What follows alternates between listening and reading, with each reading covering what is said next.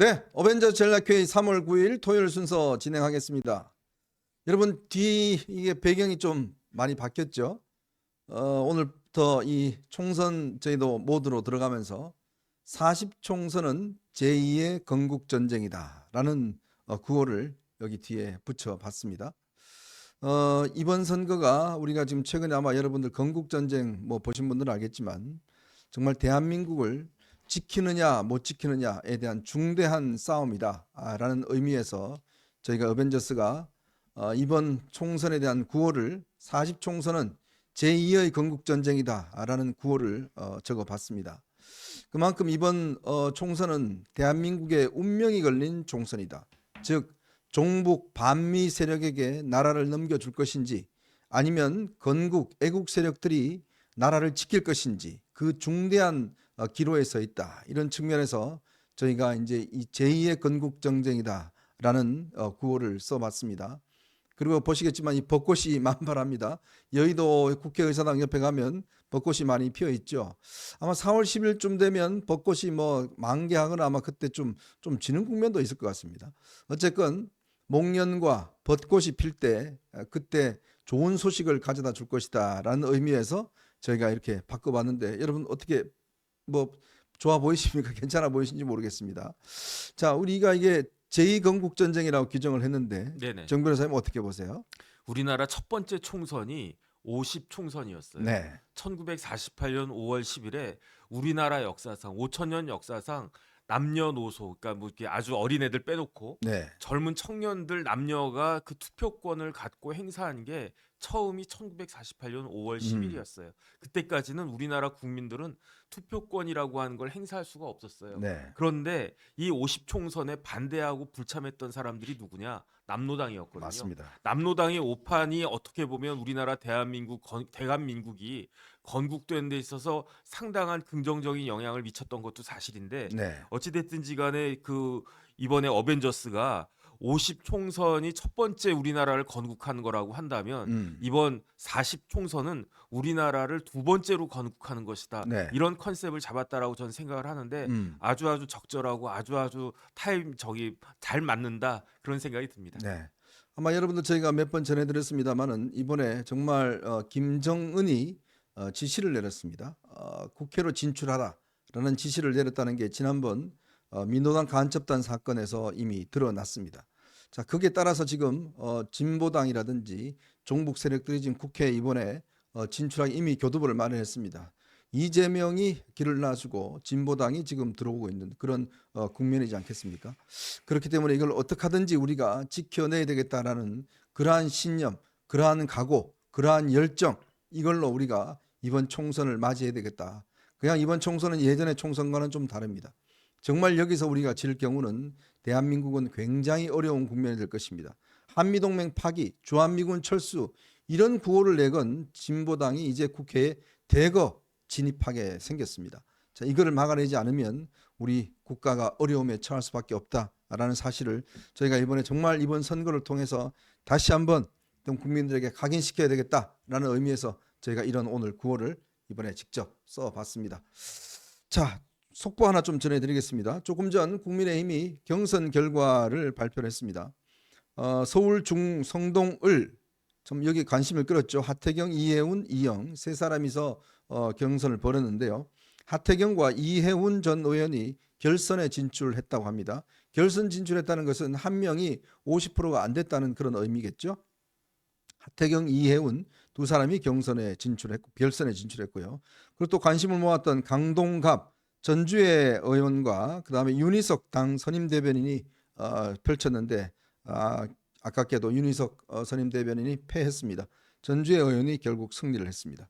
자, 그리고 강원, 춘천, 철원, 화천, 양구을 3인 경선을 했습니다. 여기가 한기호 의원하고 허인구 전 지원 방송 대표하고 그리고 저희 어벤져스 몇 번 나왔던 젊은 청년 이민찬 부대변인하고 이렇게 붙었는데 아깝게도 이민찬 부대변인이 탈락을 하고 한기호, 허인구 이 두 분이 이번에 결선에 올라가게 됐습니다. 자, 그리고 춘천, 철원, 화천, 양구, 갑 경선에서는요. 노영호 의원 비례대표는 패하고 김혜란 변호사가 승리했다. 이런 소식이 들어와 있습니다.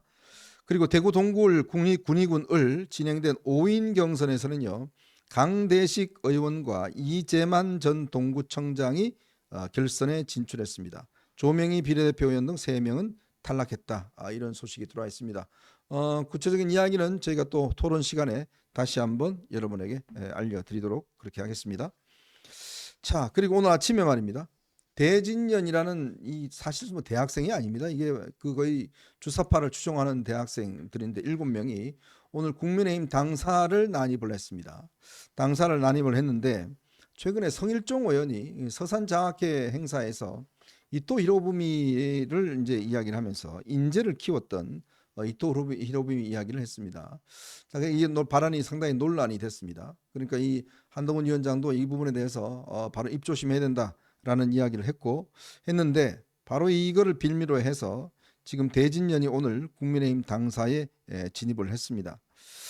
자, 저는요 이런 이야기를 좀 드리고 싶습니다. 이번 총선 저희가 이야기했듯이 일대 결전의 총선입니다. 정말 우리가 말 한마디 정말 조심해야 되고 행동 한마디 정말 조심을 해야 됩니다. 자, 그러한 상황에서 이렇게 쉽게 지금 한동훈 위원장 한번 보십시오. 정말 매일매일 정말 악전고투하고 있습니다. 가서 정말 하루 종일 정말 열심히 하고 있는데 이렇게 말 한마디를 잘못해버리면 이것 때문에 빚어지는 이 데미지는 너무 큽니다. 저는 또 최근에 이종섭 호주 대사 임명 논란해서 지금 뭐 출국 금지 이야기를 하는데 물론 뭐 이종섭 대사 당연히 나가셔야 되죠. 그런데 이 괜히 또 이 최상병 문제를 또 지금 선거 때 불러일으킨 게 아닌가. 대통령실이건 또 후보들 간에 저는 정말 이 대선 이번 총선 30일 남은 기간 동안은 정말 입조심해야 된다. 우리가 말 한마디 때문에 총선 망친 경우가 한두 번이 아닙니다. 예전에 정동영, 노인표마 뭐 등등 해서 이 말 한마디 때문에 총선 왔다 갔다 하거든요. 저는 정말 말 조심 좀 해야 될 것 같아요.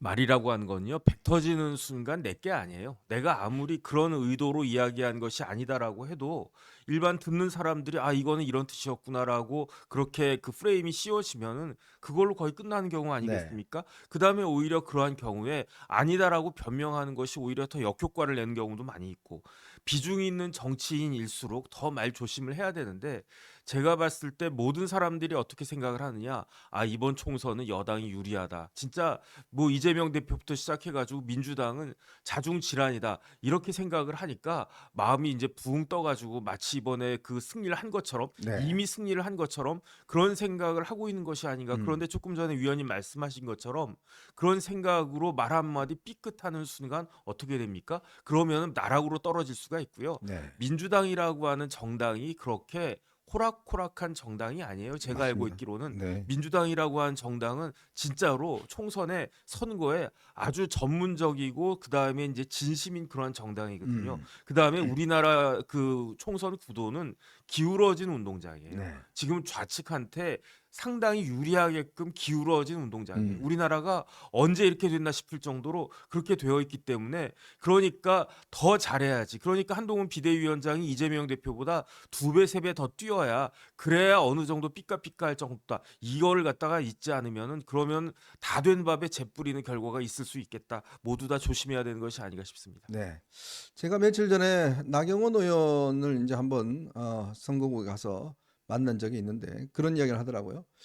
자기 요즘 새벽 5시 되면 현장에 나온다고 그럽니다. 근데 그날 제가 밤에 한 9시 경 잠깐 만났는데 자기 오늘 처음 앉아본대요. 의자에. 그만큼 정말 치열하게 하고 있더라고요. 선거운동을.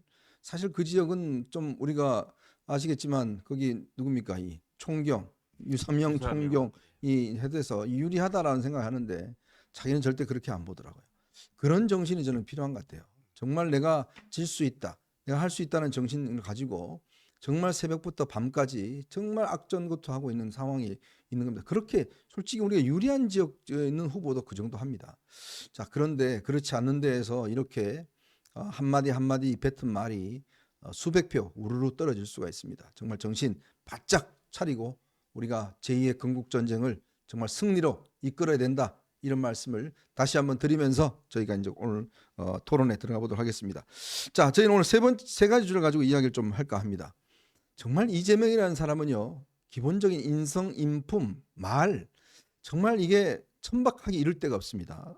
또 어제는 또 무슨 이야기를 했냐면 본인의 지역구인 계양을 가서 그쪽에 계신 분들하고 뭐 이렇게 이야기 뭐 사진 찍어달라 이야기를 하면서 그 사람한테 설마 이찍은 아니겠지요? 라고 이야기했습니다. 이찍이란 게 뭡니까?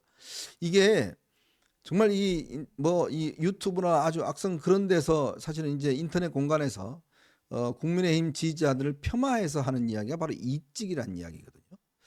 이런 이야기를 그냥 서슴없이 합니다. 뭐 본인 뭐 저희 잘 알지 않습니까? 그 형수한테 했던 이야기라든지 이런 걸 들어보면 알 텐데 정말 어떻게 이런 인품을 가진 사람이 지금 제1야당의 대표를 하고 있는지.